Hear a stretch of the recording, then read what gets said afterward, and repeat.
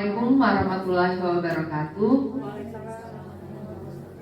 Alhamdulillahirabbil alamin wassalatu wassalamu ala asrofil anbiya'i wal mursalin wa ala alihi washabihi ajmain. Amma ba'du. Yang terhormat Ibu Kepala Sekolah SMP Negeri 1 Kayu Agung, Ibu Hajah Neti Fatima SPD MPD. Yang kami hormati Bapak Ibu Wakil Kepala Sekolah yang mewakili. Yang kami hormati rekan Dewan Guru SMP Negeri 1 Kayu Agung, serta tidak lupa yang kami hormati Ibu calon guru penggerak angkatan 10 SMP Negeri 1 Kayu Agung, Ibu Diah Huzaifah dan Ibu Ariana.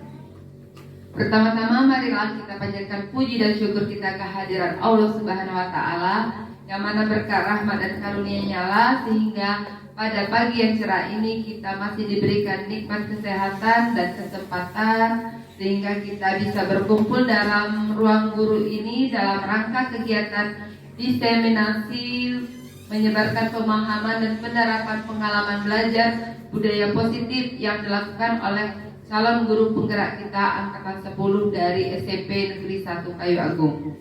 Salawat dan salam juga tak lupa kita haturkan kepada junjungan kita Nabi Agung kita, Nabi Muhammad SAW, karena berkat jasa beliaulah sehingga membawa kita dari zaman kegelapan menuju zaman terang benderang dengan kemajuan ilmu pengetahuan dan teknologi yang kita rasakan seperti saat ini. Baiklah Bapak Ibu semua, langsung saja saya bacakan susunan acara kita pada hari ini. Yang pertama adalah pembukaan. Yang kedua adalah kata sambutan dari Ibu Kepala Sekolah. Yang ketiga acara inti yaitu diseminasi budaya positif yang dilakukan oleh dua guru penggerak kita. Yang keempat di penutup. Baiklah, untuk memulai acara kita pada hari ini, marilah kita bersama-sama mengucapkan lafaz basmalah. Acara selanjutnya yaitu kata sambutan dari kepala sekolah kita kepada Ibu Hajah Neti Fatima SPD MMPD. Waktu dan tempat kami persilakan.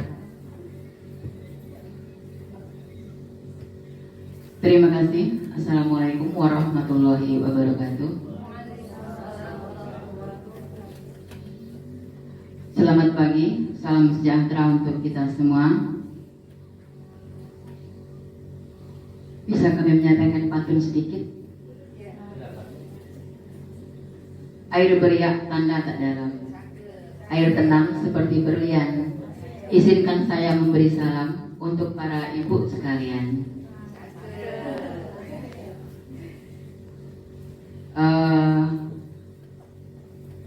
Terima kasih kami diberi kesempatan pada hari ini. Sebelumnya pada hari ini, kalau tidak salah dari kemarin-kemarin Ibu Dia dan Ibu Ariana ini meminta bantuan sama kami, tapi kami lupa Bu ya, karena kesibukan. Yang kami hormati Bapak Ibu Guru yang sempat hadir pada hari ini, dan juga Ibu CGP, Ibu Diah dan Ibu Ariana, angkatan ke-10 ya, Bu Ana? Ya, alhamdulillahirrahmanirrahim. Ini sudah tes keberapa? Berapa lama lagi? Alhamdulillah. Ya, semoga nanti Bapak Ibu guru yang lain nyusul ya. Salawat dan salam kita haturkan kepada junjungan kita Nabi Muhammad, Nabi besar, Nabi Agung. Salawat salam. Karena pada hari ini juga kita diberi kesempatan nikmat sehat, nikmat iman, kesehatan pula kita bisa berkumpul di ruangan ini dalam acara diseminasi aksi nyata budaya positif dari Ibu Diah dan Ibu Ariana. Alhamdulillah kami selaku kepala sekolah ya, kepala sekolah yang baru seumur jagung di sini, sangat mendukung kegiatan Ibu Dia dan Ibu Ariana ini untuk melakukan kegiatan yang biasanya banyak kegiatan dilakukan Bu ya. Ya. Yang seyogyanya itu membutuhkan media dan lain sebagainya. Otomatis nanti guru dan siswa akan diikut sertakan.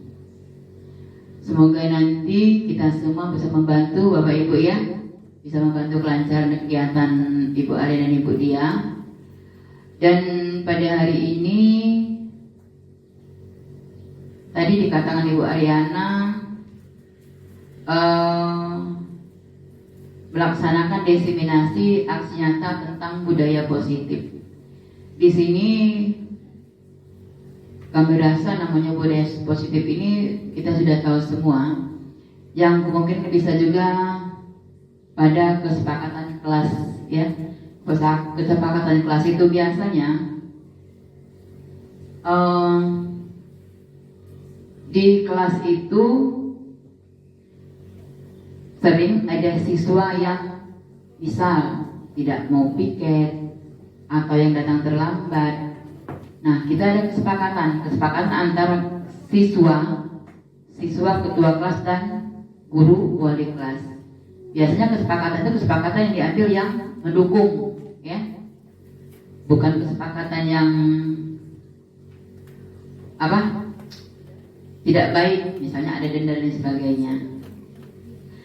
Bapak Ibu, itu juga sebenarnya sama. Nanti kita berkesepakatan juga ya di sekolah. Nanti ada kesepakatan. Biasanya budaya positif ini tetap dilaksanakan. Ada di kelas, ada di sekolah. Kesepakatan kita di sekolah nanti kita mungkin setelah ajaran baru nanti. Kami berharap nanti ibu-ibu, masih banyak ibu-ibu muda di sini ya. Setelah angkatan ke-10 ada lanjut angkatan 11. Sudah 11. Ada yang masuk siapa? Iya, kalau tidak salah berarti ada adik ipar kami di SMP 2, ya, Bu Eca, ya. Jadi dia kemarin juga ngomong berapa bulan? 6 bulan ya? Ya. Dulu sebelumnya kalau tidak salah 9 bulan kalau tidak salah, ya. Nah, ini 6 bulan. Kakek siapa tahu ke depan lagi 3 bulan, 2 bulan, ya tak? Tapi biasanya lebih makam itu biasanya. Sampai tak tidur. Iya kan? PR-nya yang banyak biasanya. Ya? Biasa agak ibu cimot melok galau. Kami juga kemarin kalau seandainya belum umur cukup, kami nak melok kemarin ada untuk kepala sekolah juga bisa itu. Tapi umurnya sudah lewat 50 tahun. Tak bisa lagi jadinya.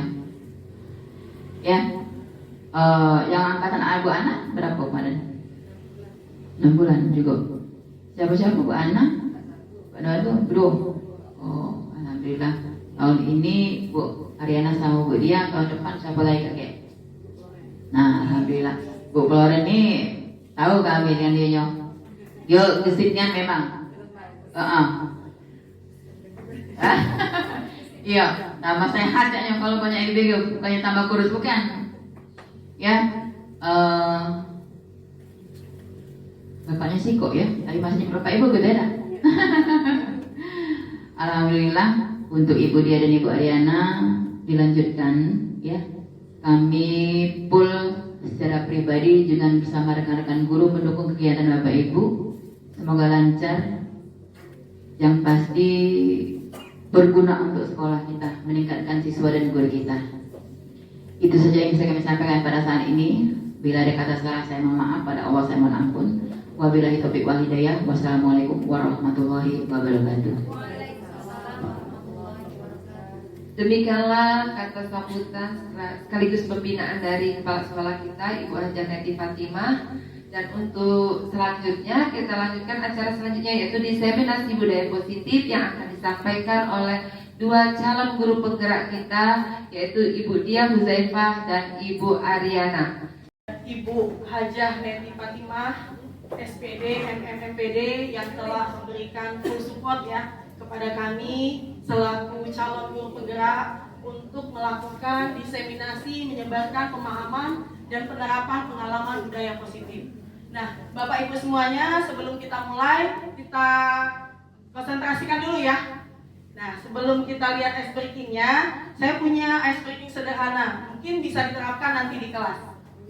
Nah, ini ketika saya mengatakan satu, ini satu ya Bapak Ibu? Satu ya? Satu. Maka ketika saya bilang satu, Bapak Ibu mengatakan Alhamdulillah. Ketika saya mengatakan dua, Bapak Ibu menyebutkan Allahu Akbar. Ketika saya mengatakan tiga, Bapak Ibu mengucapkan Astagfirullah. Kita tes konsentrasi ya. Satu, Alhamdulillah. Dua, Allahu Akbar. Tiga, Astagfirullah. Satu, Alhamdulillah. Tiga, dua, oh ternyata sudah konsentrasi semua ya. Tepuk tangan untuk kita semua. Hebat ya Bapak Ibu guru semuanya. Ya, sekarang kita biar agak bergerak ya. Kita lihat ice breaking yang bisa menggerakkan seluruh tubuhnya sehingga bisa lebih siap menerima materi ya Bapak Ibu semuanya ya.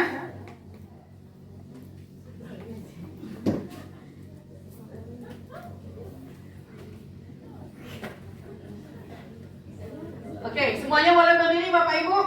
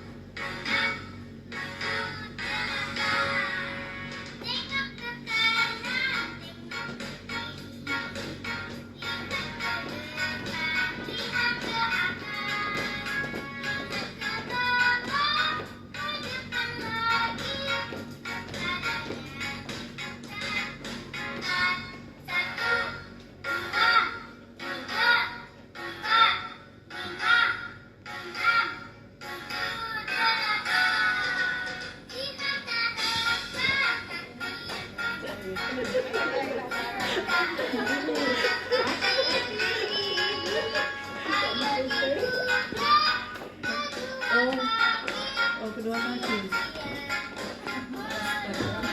Banyak juga gerakan.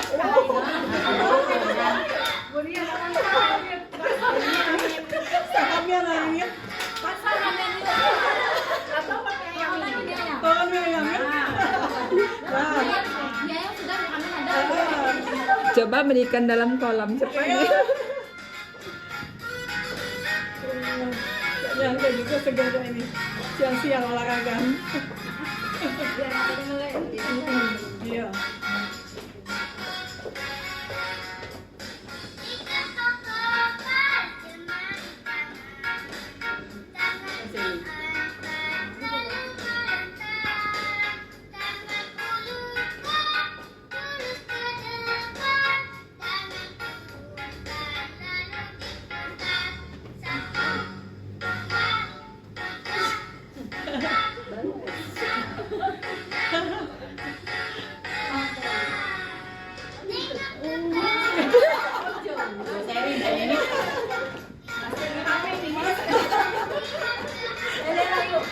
Iya.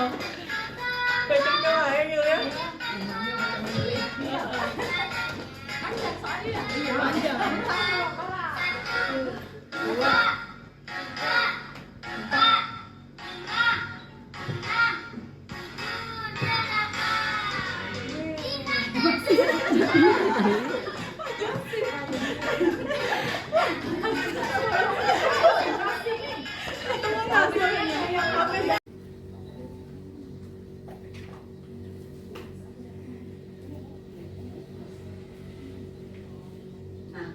Di sini budaya positif ya Bapak Ibu ya, bahwa budaya positif merupakan perwujudan dari nilai-nilai.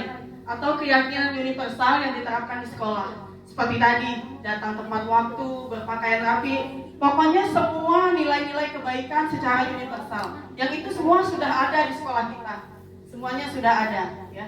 Sudah kita terapkan, tinggal lagi ada posisi-posisi kontrol guru mungkin yang merupakan teori-teori baru seperti itu ya, Bapak Ibu ya. Kalau masalah budaya positif sudah kami yakin semuanya sudah tahu bahwa kita memiliki nilai-nilai kebaikan yang harus kita tanamkan pada anak didik kita ya. Selanjutnya, Bu. Ya, Bu.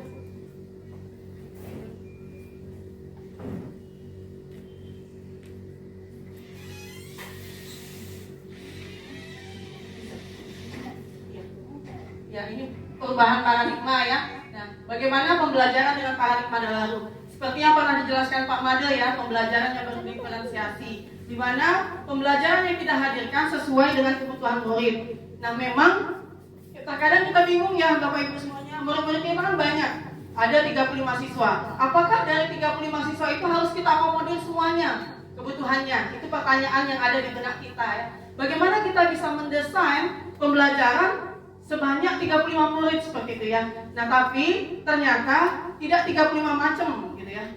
Nah, nanti bisa dikelompokkan dengan menggunakan asesmen diasoptif. Kita mensurvei awal Bapak Ibu. Baik kita menggunakan angket seperti itu ya, atau kita menggunakan wawancara dengan siswa kita sambil kita bertanya kepada mereka tentang gaya belajar mereka. Karena anak-anak ini berbeda. Ada anak-anak yang senangnya nonton, makanya kita ada videonya seperti itu. Ada anak-anak yang dia auditori, jadi dia mendengar. Nah, yang anak-anak kalau dia mendengar enak ini, karena bisa kita pakai dengan metode ceramah, metode penjelasan yang selama ini kita pakai seperti itu. Nah, ada anak yang luar biasa, kinestetik. Nah, kinestetik ini dia tidak bisa berhenti bergerak, nggak bisa diem. Nah, inilah mungkin dalam tanda petik Bapak Ibu semuanya ya, sering kita sebut dengan anak nakal. Nah, sebenarnya anak ini adalah anak kreatif. Anak yang kreatif yang membutuhkan fasilitasi dari kita sebagai seorang guru kepada mereka. Nah, disinilah peran kita bagaimana dia tetap boleh bergerak tapi tidak mengganggu proses pembelajaran temannya. Nah, bagaimana kita bisa memfasilitasi anak seperti ini?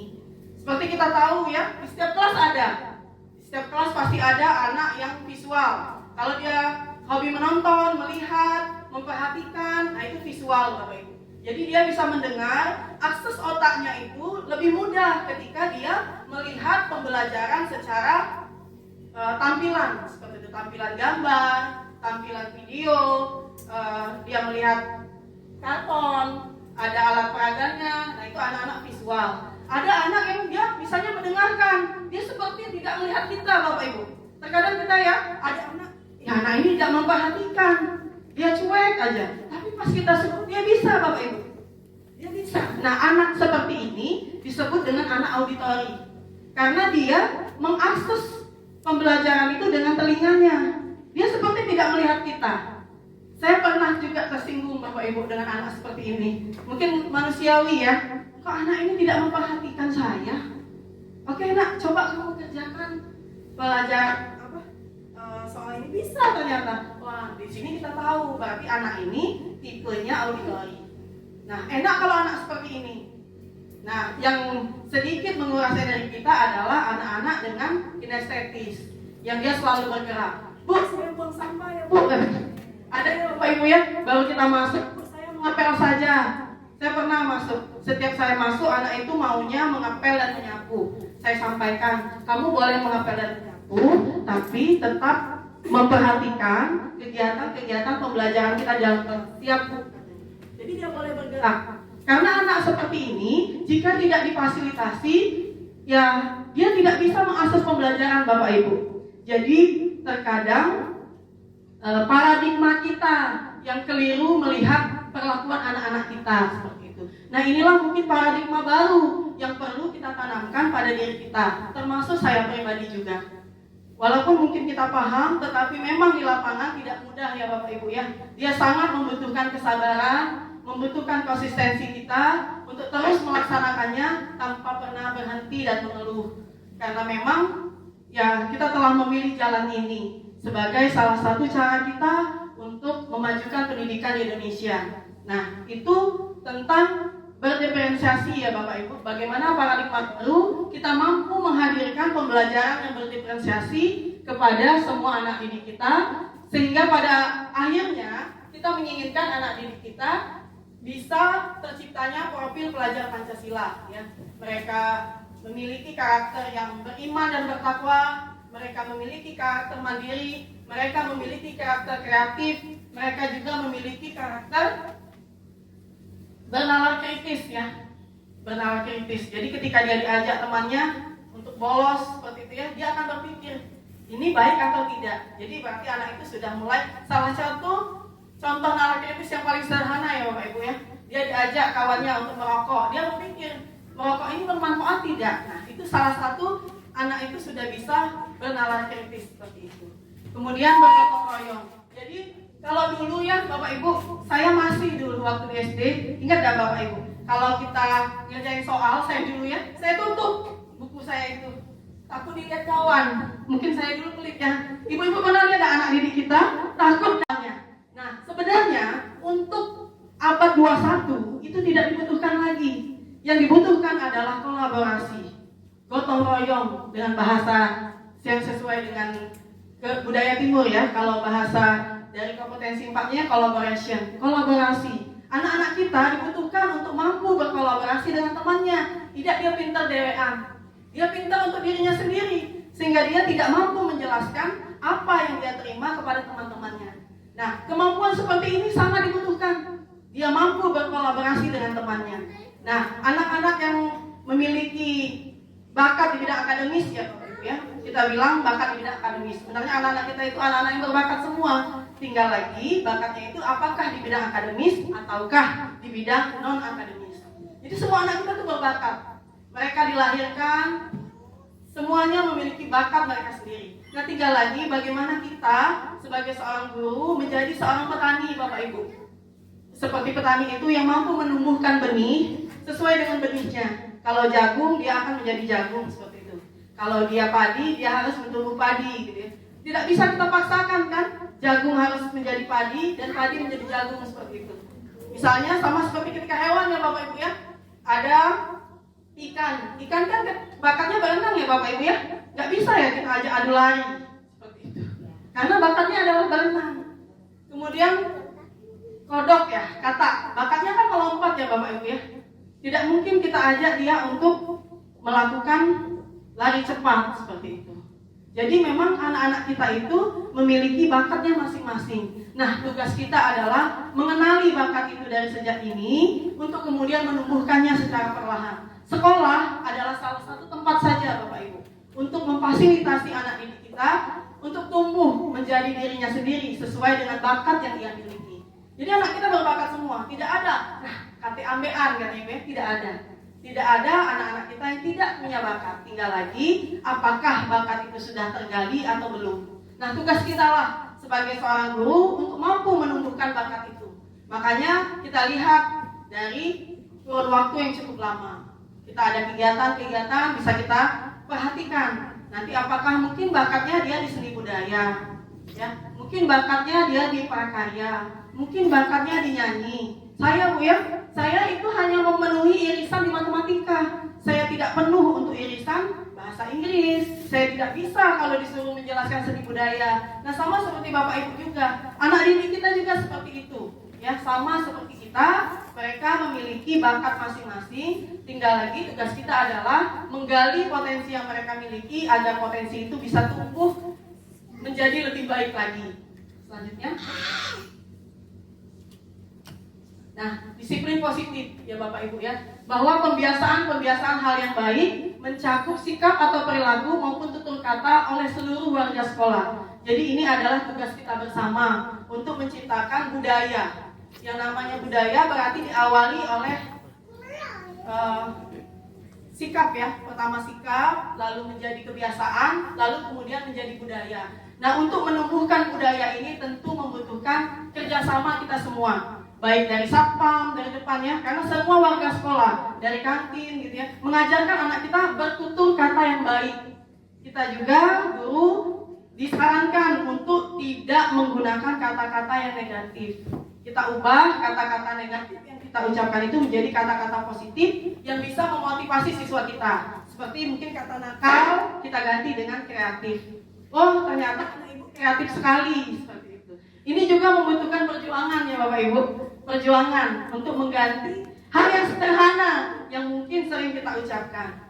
Karena mungkin dengan kata-kata itu anak itu jadi terimage ya di dirinya, tertanam. Wah, aku ini nakal, seperti itu ya. Akhirnya dia benar-benar nakal. Padahal memang anak itu sangat-sangat kreatif yang membutuhkan fasilitasi dari kita semua, ya, Bapak Ibu ya. Jadi ini butuh kerjasama kita semua supaya anak-anak kita menjadi anak-anak yang baik. Ya. Nanti kita lihat bagaimana. Bukan berarti kita tidak boleh marah, Bapak Ibu. Kita bisa marah, tetapi marah yang elegan mungkin ya Bapak Ibu ya. Nah, seperti penares dia senyum-senyum ya. Marahnya yang elegan ya, tanpa harus kita menggertak meja seperti ya. Tapi anak-anak itu patuh. Nah, itu yang pengen kita cari strateginya secara bersama-sama. Kita juga tidak ingin menghabiskan energi kita yang banyak, tapi anak kita masih seperti itulah. Masih seperti apa adanya ya.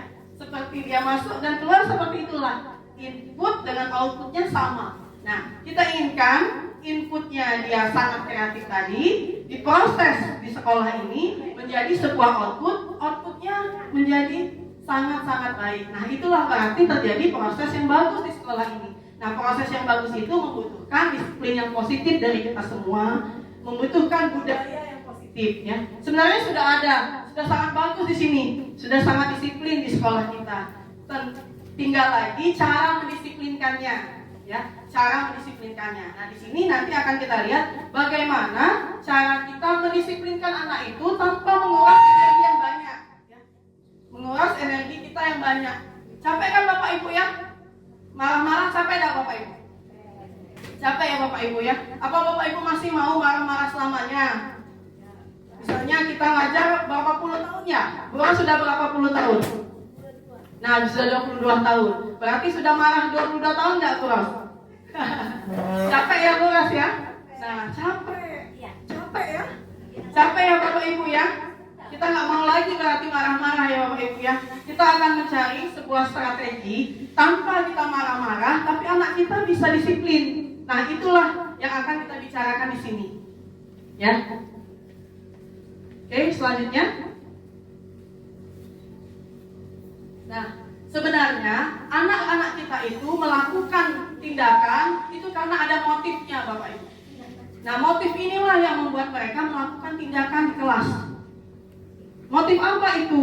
Nah, mereka melakukan kebutuhan dasar sebagai seorang manusia, sama seperti kita. Jadi, memang pendidikan itu adalah melaksanakan pendidikan sesuai memanusiakan manusia, Bapak Ibu ya. Anak-anak didik kita kan adalah manusia ya Bapak Ibu ya. Tidak ada yang jin kan? Tidak ada yang setan ya Bapak Ibu ya. Anak didiknya manusia semua ya.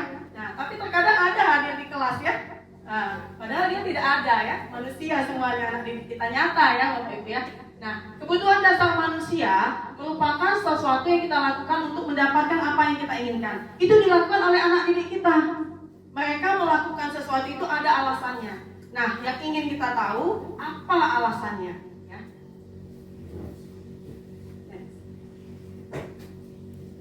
Nah, yang pertama kebutuhan bertahan hidup. Mereka butuh makanan, mereka butuh pakaian, mereka butuh tempat tinggal, mereka butuh keamanan dan kesehatan. Kasih sayang, mereka butuh rasa diterima, dipedulikan, berbagi, kerjasama, ya, diterima oleh kelompoknya. Mereka butuh penguasaan, harga diri, keinginan untuk dianggap bisa memimpin, berprestasi, diakui dan didengar. Mereka juga membutuhkan kebebasan. Mereka butuh mandiri. Mereka bisa memiliki pilihan, mencoba hal-hal yang baru, mampu mengendalikan dirinya. Kemudian mereka juga butuh kesenangan. Nah, anak didik kita ini di masih usia peralihan. Mereka belum dewasa. Mereka masih butuh bermain. Kita saja senang kan kok dengan ice breaking tadi? Senang tak Bapak Ibu? Senang ya? Nah, anak didik kita lebih senang lagi Bapak Ibu. Mereka itu masih butuh bermain. Mereka butuh tertawa.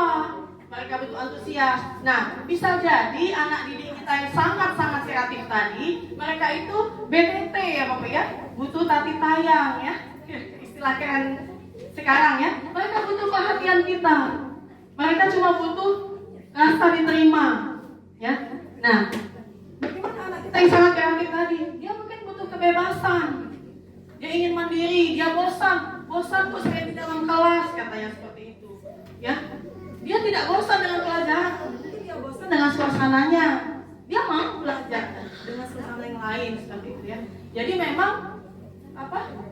Ya inilah mereka seperti itu. Apalagi kalau Gen Z ya, anak-anak kita saat ini, mereka sangat membutuhkan kebebasan.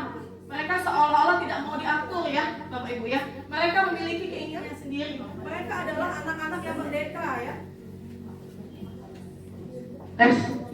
Mereka ingin kebebasan ya. Karena memang seperti itulah kodrat dasar seorang manusia yang tidak bisa kita pungkiri, sama seperti diri kita seperti ya. Nah, mari kita lihat video tentang kebutuhan dasar manusia.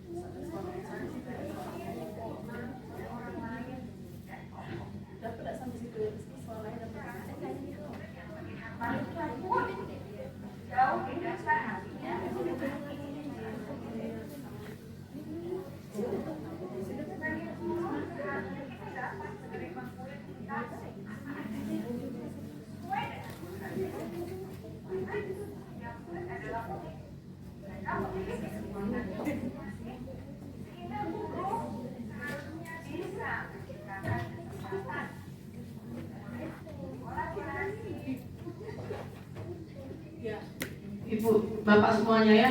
Jadi kita mau tidak mau menerima apa adanya murid kita. Karena murid-murid kita itu adalah pribadi yang unik, yang mereka ya berbeda-beda. Jadi ada 35 siswa, maka 35 karakter yang harus kita hadapi. Nah, kita harus menerima mereka apa adanya untuk kemudian menumbuhkan ya, mengubah perilaku-perilaku yang tidak baik menjadi baik. Kalau memang perilakunya sudah baik, menjadi semakin baik untuk tetap konsisten memiliki karakter yang baik ya. Nah, selanjutnya 5 posisi kontrol guru ya. 5 posisi kontrol guru. Nah, mungkin kita lihat selama ini kita ada di posisi yang mana.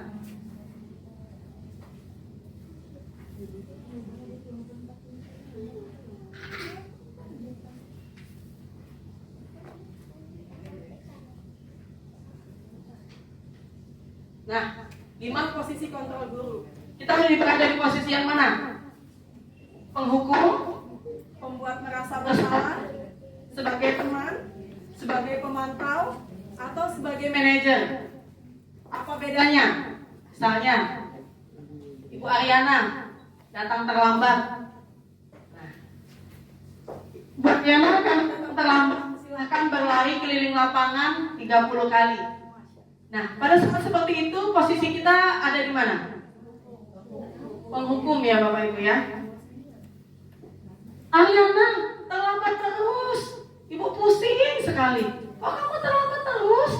Capek Ibu nih ngurusin kamu nak. Banyak urusan Ibu nih nak. Nah, itu pada posisi mana kita? Membuat rasa bersalah ya. Ariana, bisa tidak kamu menjadi tidak terlambat? Kasihan tidak sama Ibu? kita sebagai teman ya. Nah, sebagai pemantau sebenarnya minimal. Sebagai pemantau seperti apa? Kalau sebagai pemantau, Ariana, kamu terlambat ya? Kamu sudah tahu konsekuensinya kalau kamu terlambat? Iya Bu, saya sudah tahu. Apa konsekuensinya? Saya harus tinggal di kelas, kawan-kawan istirahat, saya tinggal di kelas dan mengerjakan tugas-tugas yang tertinggal. Jadi dia bukan disuruh membersihkan WC, Bapak Ibu ya, karena dia tidak kurang bernilai pendidikannya. Jadi Misalnya dia terlambat, 30 menit, maka dia 30 menit juga di kelas, kawan-kawannya istirahat seperti itu. Nah, tapi konsekuensi inilah yang perlu disepakati di sekolah. Konsekuensinya biar sama. Jadi dia nanti tidak memilih, kalau cek itu enak konsekuensi sama Ibu Floren, lemak sama Ibu Floren seperti itu misalnya kan. Enak konsekuensi sama Bu Ana, konsekuensinya enak sama Ibu ini. Nah, jadi kita perlu membuat sebuah konsekuensi bersama. Nah, inilah yang butuh kesepakatan kita bersama. hingga pada akhirnya nanti menjadi budaya sekolah. Karena ada keyakinan sekolah Yang perlu kita sepakati secara bersama-sama. Kita duduk bersama, menyelesaikan masalah-masalah sekolah, mendisiplinkan anak-anak kita dengan konsekuensi sama. Jadi semua guru sama konsekuensinya. Terlambat baik dengan ibu A, ibu B, mau bapak C, bapak D tetap sama konsekuensinya. Nah, itu sebagai pemantau. Nah, idealnya itu sebagai manajer. Kalau sebagai manajer, solusi itu hadir dari siswanya. Nah, ini memang sudah sangat bagus sekali sekolah. kalau anak gurunya sudah menjadi manajer. Ya. Bagaimana manajer? Ariana, kamu terlambat ya? Apa alasannya nak kamu terlambat? Bisa jadi Bapak Ibu kita dengarkan dulu alasannya. Misalnya, Alasannya, ibu saya sakit, Bu, jadi saya ya semalaman bergadang menjaga ibu saya yang sakit sehingga saya terlambat. terlambat bangun. Nah, Bapak Ibu, bagaimana kalau alasannya seperti itu? Apakah sama dengan anak-anak yang memang bangunnya kesiangan? Dia juga kesiangan, tapi kesiangannya kan ada alasan yang lebih masuk akal ya. Tidak dibuat-buat. Tapi ini juga perlu pemantauan juga. Kita kan tahu Bapak Ibu ya, ada murid yang sangat kreatif tadi yang bisa membuat 1000 alasan. Nah, mungkin nanti kan sering waktu kita catat, kita tahu anak ini memang biasa terlambat dan memang kebiasaannya seperti itu. Nah, tapi kita kalau Sebagai manajer kita tanya dulu, alasan anak itu melakukan tindakan seperti itu apa alasannya? Nah, dari alasan itu kita bisa mendiskusikan secara bersama-sama solusinya seperti apa. Apa yang bisa Ibu bantu supaya kamu tidak terlambat lagi. luar biasa ya Bapak Ibu ya. Ya, Jujur saja, saya pribadi juga belum seperti itu. ya, Saya pribadi juga belum seperti itu. Paling minimal kita tidak menjadi penghukum ya Bapak Ibu ya.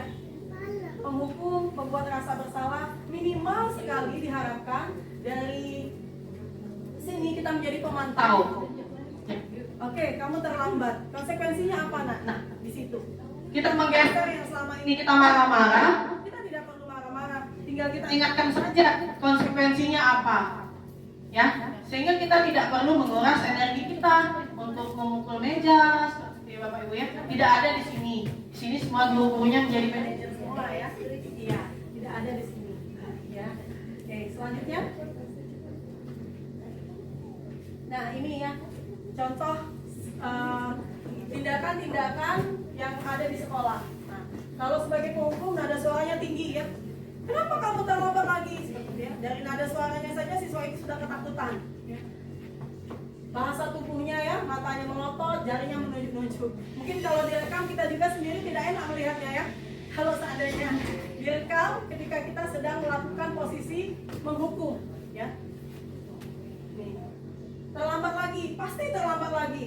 Selalu datang terlambat. Kapan bisa datang tepat waktu? Suaranya tinggi ya, matanya melotot, Bapak Ibu ya. Ya. Nah, kita bisa lihat bagaimana kalau kita di posisi murid itu, Bapak Ibu. Tentu tidak enak ya. Tidak enak sekali, apalagi di tempat yang ramai, anak-anak itu menjadi malu seperti itu ya. Nah, hal ini berdampak negatif bagi perkembangan dirinya. Ini juga bisa membuat dendam ya Bapak Ibu ya. Karena dia menjadi luka ya batinnya. Kalau dihukum seperti itu ya, dia akan ingat seumur hidup Bapak Ibu. Ini terekam di memori bawah sadarnya. Ya, kalau bahasa Kayugang itu terekam di long time memory. Dia akan ingat sampai dia tamat nanti. Mungkin Bapak Ibu punya ya kisah seperti itu. Saya punya Bapak Ibu. Saya pernah waktu di SMA, saya tidak suka dengan pelajaran PKN. Karena kenapa Bapak Ibu? Jadi setiap guru itu masuk, kita tidak boleh bergerak. Tangan harus di atas meja, tidak boleh bergerak sedikit pun. Tidak boleh bergerak sama Ibu. Nah, apa yang terjadi? Saya ingat sampai sekarang, saya tidak menyukai pelajaran PKN karena itu. Jadi betul-betul membekas seperti itu ya, di memori saya. Dan begitu juga dengan anak-anak didik kita. Kalau kita menghukum dengan posisi sebagai penghukum ya, dengan nada suara yang tinggi, mata yang melotot, tangan menunjuk-nunjuk seperti itu ya, itu akan terekam di memori anak didik kita. Nah, kemudian yang selanjutnya, kalau kita sebagai pembuat rasa bersalah ya, pembuat rasa bersalah, dia memelas, dia memang lembut ya, tapi ini juga cukup menyakiti, walaupun tidak sedalam sebagai penghukum ya. Adi, kamu ini bagaimana ya? Kamu sudah berjanji dengan ibu tidak akan terlambat lagi. Kamu kenapa ya? Sedang sekali mengecewakan ibu. Ibu benar-benar kecewa sekali.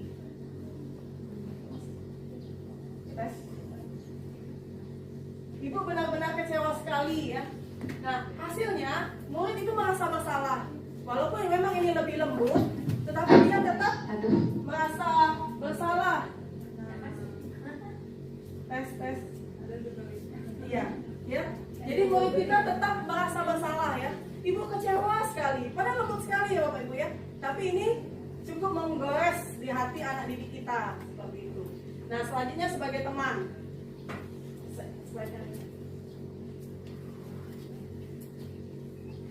Nah, sebagai teman, nada suaranya ramah, akrab, bercanda, bahasa tubuhnya enak ya. Nanti kita lihat ada video yang memperagakannya Bapak Ibu ya, lebih pas mungkin. Adi, ayolah, bagaimana sih kamu? Kemarin kamu sudah janji ke Bapak bukan? Kenapa terlambat lagi? Nada suaranya lebih ramah dari yang tadi. Dan tidak ada kata-kata yang membuat anak itu merasa bersalah. Ya, ya sudah, tidak apa-apa. Duduk dulu sana, nanti Bapak Guru bantu. Kamu ini tidak ada kata-kata yang menghukum di sini. Ya, dia memposisikan diri sebagai teman dari murid kita tadi. Ya, selanjutnya sebagai pemantau. Nah, ini yang sebenarnya lebih aman Bapak Ibu. Ya, lebih aman sebagai pemantau. Nada suara datar menunjukkan guru yang marahnya secara elegan tadi. Ya, Adi, tahukah kamu jam berapa kita mulai belajar?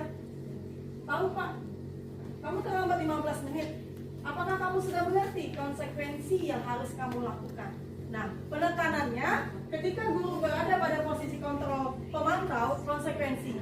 Guru mengembalikan seluruh disiplin positif itu kepada konsekuensi di sekolah. Nah, inilah yang perlu kita ciptakan secara bersama-sama. Konsekuensi apa kalau siswa kita terlambat? Konsekuensi apa kalau siswa kita tidak mengerjakan tugas? Konsekuensi apa kalau siswa kita buang sampah sembarangan? Konsekuensi apa kalau siswa kita tidak mengikuti pembelajaran? Konsekuensi apa kalau siswa kita bolos? Ya. Nah, sebagai pemantau, minimal sekali kita memposisikan diri kita sebagai pemantau. Paham Pak, saya harus tinggal di kelas pada jam istirahat nanti dan mengerjakan tugas ketertinggalan saya. Ya benar, nanti pada saat jam istirahat kamu tinggal di kelas untuk menyelesaikan tugas yang tertinggal tadi. Saya tunggu. Nah, bagaimana perasaan murid kalau gurunya melakukan tugas sebagai pemantau? Murid memahami konsekuensi yang harus dijalankan karena telah melanggar salah satu peraturan sekolah. Nah, ini budayanya benar-benar sudah tercipta. Ya, dia sadar dia melanggar dan dia harus menerima konsekuensinya. Guru tidak menunjukkan suatu emosi yang berlebihan, cukup datang saja. Kita tanyakan, apa konsekuensinya kalau datang terlambat? Tidak perlu menguras energi yang banyak ya.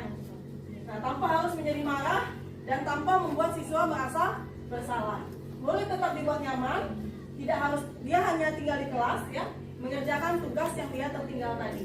Guru tetap memantau. Nah, kita sebagai pemantau tidak ditinggalkan. Ya, kita benar-benar memantau apakah dia betul-betul melaksanakan apa yang menjadi konsekuensi dari tindakannya tadi. Idealnya sebenarnya era pendidikan saat ini menginginkan kita seorang guru menjadi seorang manajer. Nah inilah kondisi yang sangat-sangat ideal yang diinginkan oleh kementerian kita ya, oleh pendidikan Indonesia ya. Nah sebagai manajer, guru, Adi, apakah kamu mengetahui jam berapa sekolah dimulai? Tahu Pak, jam 7. Ya, jadi kamu terlambat. Kira-kira bagaimana kamu akan memperbaiki masalah ini? Saya bisa menanyakan teman saya Pak untuk mengerjakan tugas yang tertinggal. Baik, itu bisa dilakukan. Apakah besok akan ada masalah untuk kamu bisa hadir waktu tepat waktu? Tidak Pak, saya akan hadir tepat waktu. Baik, saya hargai usahamu untuk memperbaiki diri. Nah di sini muridnya yang menghadirkan solusi kan? Solusi itu hadir dari dirinya. Itulah, jadi mereka memiliki motivasi internal sebenarnya, bukan motivasi eksternal. Kalau selama ini kan mereka itu datang tepat waktu itu karena motivasi eksternal kan, yaitu takut dihukum, ya kan? Takut kena marah, takut nilainya jelek, seperti itu. Motivasinya motivasi eksternal. Nah, memang seharusnya pada awalnya boleh seperti itu, tapi pada akhirnya diinginkan mereka memiliki motivasi internal. Mereka sadar kalau mereka salah dan mereka mau memperbaikinya. Solusi itu hadir dari siswanya. Ini kondisi ideal. Inilah mungkin paradigma baru. Nah, bagi saya ini adalah sebuah paradigma baru ya Bapak Ibu ya. Mungkin ada yang sudah duluan lebih tahu ya. Bagi saya ini benar-benar sebuah paradigma baru. Bagaimana solusi itu hadir dari siswanya, bukan dari gurunya. Jadi kita hanya memanage-nya saja ya. Kita menanyakan kepada dia bagaimana solusinya. Anak itu kita ajak berpikir untuk mencari solusi. Nah, kita arahkan saja. Itulah tugas guru sebagai manajer ya, lebih kepada fasilitator. Kita hanya memfasilitasi mereka. Nah, ini merupakan hal yang sangat berat ya. Tidak semudah kita membalikkan telapak tangan. Saya pun membutuhkan dukungan rekan-rekan semuanya untuk bisa bersama-sama kita semua di sini semuanya menjadi guru yang berada pada posisi manajer. Ingin tidak Bapak Ibu seperti itu? Pengen ya Bapak Ibu ya. Kita pengen anak-anak murid kita benar-benar menerapkan kurikulum merdeka Bapak Ibu. Nah, kurikulum merdeka itu maksudnya kemerdekaan itu adalah anak-anak itu memiliki motivasi internal. Itu kemerdekaan yang sejati gitu ya. Mereka memiliki kesadaran yang tumbuh dari dalam dirinya.